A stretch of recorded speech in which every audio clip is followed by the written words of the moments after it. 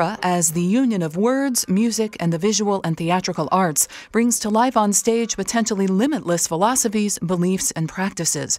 The history of music drama shows that when an opera portrays ideas unpalatable to its patrons and/or the political authorities, out comes the censor's pen.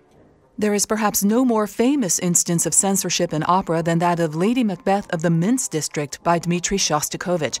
Composed in Joseph Stalin's Soviet Union, Lady Macbeth is a dramatization of Nikolai Leskov's eponymous novel, a dark tale of lust, greed, betrayal, and murder in the orbit of the central character, Katerina Izmailov.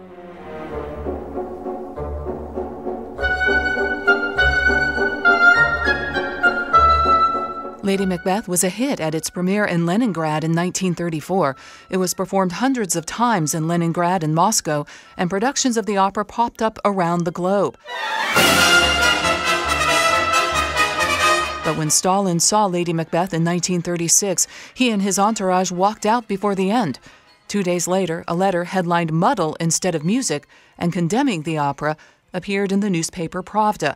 The letter claimed that the opera's at times edgy musical language and over-the-top characterizations betrayed left-leaning sensibilities that were at odds with the moral values of the people's art.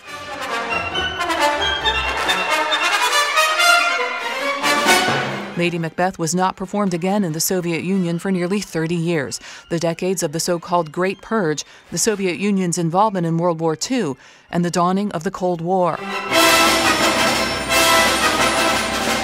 When the opera was performed in 1963, Shostakovich had revised it heavily, and it was presented under the title of Katerina Izmailova.